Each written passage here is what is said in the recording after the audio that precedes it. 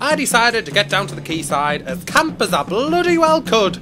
Let's go and check out the Baltic.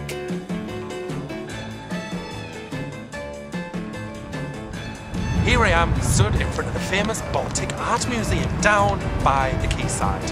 Now then, it's bloody Baltic out here, so let's get across that Millennium Bridge and see what's going on.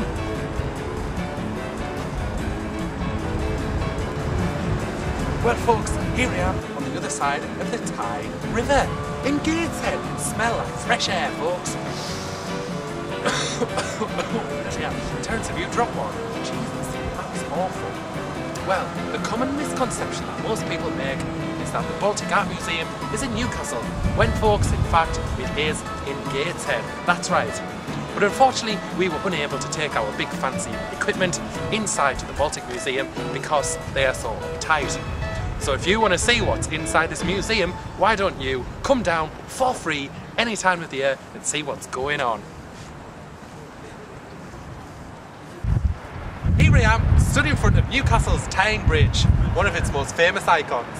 And here, oh, hello fellas. Hello. God, should come down the quayside more often. And here we have the Newcastle Opera House. Now, we had a right giggle on earlier because I thought that was a bloody greenhouse. Newcastle is also famous for its beautiful, historic, and well, massive buildings. Terence and I searched high and low for these ancient monuments. This beauty here is the Castle Keep, and we'll be visiting that relic later on in the show.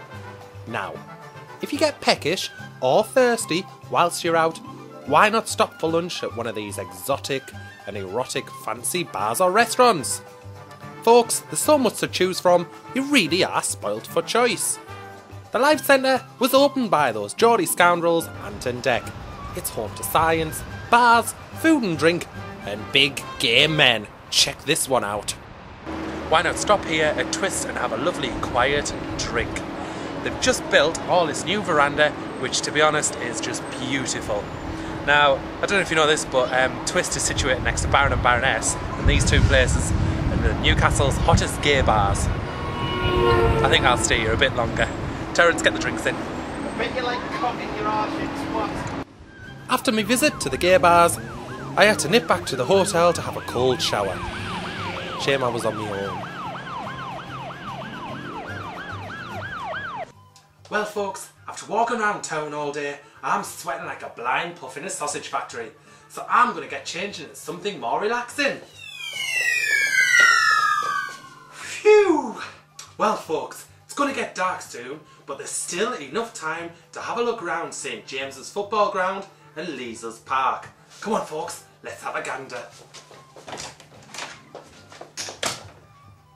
Newcastle United, home to fit men in shorts since 1892. I'm here at St James's Football Ground, home to the famous Newcastle United football team. Now I heard tomorrow that Man City are playing. Personally, I thought Man City was a bloody gay holiday resort. Oh, all those fellas. Anyways, if you can't get tickets for your favourite match, why not pop along to the Strawberry and watch it on a big screen TV? The massive, you know, really big, Terence. Here I am in the serene setting that is Leazes Park. Now, this is situated right in the city centre. You wouldn't believe it, folks. Chuffing heck, a park in the city. God. Now then, if you want to bring your loved one for a brisk walk around the park, or you want a game of tennis, or even a game of basketball, then this is the place for you folks. Well, it certainly brings back memories for me. When I was a little girl growing up in Newcastle, I had my first taste of manhood in those bushes over there. Oh, can I say a manhood, Terence? Yeah, brilliant. Well, what an exciting first day we've had in Newcastle. I'm all puffed out, so Terence and I decided to come back to the hotel for an early night. We've hired Lord of the Rings on video, so we're going to sit back, relax and enjoy the movie.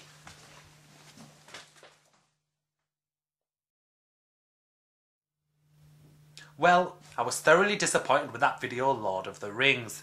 It was about a wizard, some dwarfs and a ring from Elizabeth Dukes at Argos. Wasn't what I expected. So instead, we hired Aladdin. Oh, that's him just leaving now. See you, Chris! I'm knackered. Morning, campers! Well, I opened up my hotel window this morning to see the sun shining, the birds singing in the trees, and there was a little dew on the grass. I said, "Good morning, Mr. Mushnick," and he went off on his way. Terence and I have decided to come to the other park situated in Newcastle, Jesmond Dean. Now, it certainly does feel like you're in the countryside. You can have lovely brisk walks, have a meal at the fancy restaurant, or even check out Pet's Corner. Come on, folks, let's check it out. In Jesmond, there's a lonely goat. Hello, hello, hello, Gordon. Check the goats out. Here, Gordon, you fucking cook. Chop a deck! I've never been surrounded by so many cocks. Check it out.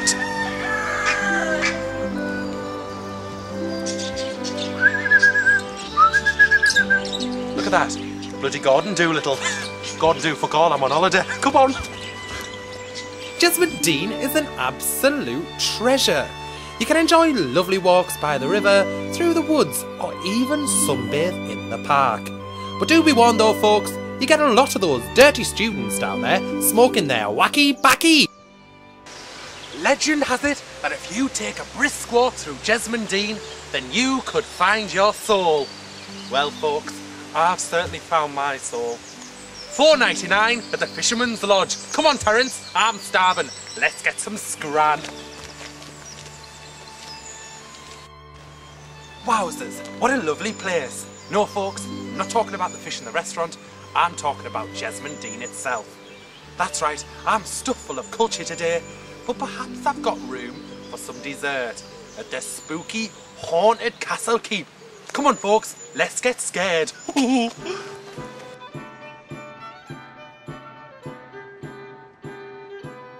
As I promised, folks, here we are at the haunted castle keep, where I met up with local historian and part-time ghostbuster Colin Tyne.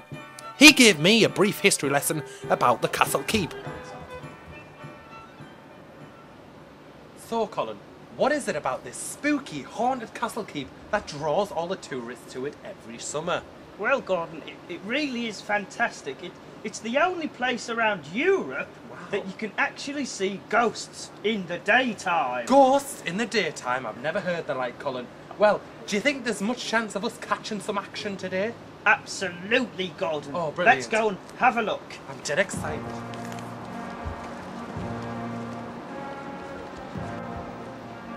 Here we are, folks, in the most haunted place in the castle, the dungeons. Colin, tell us a bit more about this spooky place. Well, Gordon, many years ago, people were hanged from this beam here. And why were people hung here? Because, Gordon, of the stealing they would get up to at the market. Oh, that's hideous. I know. Now, is this place the most haunted place of the castle? Well, Gordon, it's the most haunted place within the castle, it's the most haunted place within Newcastle, and it's the most haunted place in Europe. That's really interesting because... Jeez, did you see that? Let's get out of here now! Terence, run! Get out of here! Well, Colin, I really have had a fantastic time here at the haunted castle keep. Thank you very much. Gordon, it's been my pleasure showing you around the spooky sights of Newcastle. It really has been exciting. Well, folks, if you want to come and check out what's going on in the haunted castle, then it's open every day of the year, and our Colin is here to show you around. It's not open on Tuesdays. And why is that? I'm working elsewhere in the library. Well, what an exciting life he leads. From Colin and from myself, that's goodbye for now. Well, folks, shopping in Newcastle really is second to none. There's a wide variety of boutiques to fit all your shopping needs. Sadly though, folks, the BBC's budget doesn't even stretch so far to buy Terence and I a bloody hamburger. So we're going window shopping. Hurrah! Let's check it out. Fuck off, Gordon! What a busy day, travellers. I headed back to the B&B to get some shut-eye, just before our venture to the coast in the morning.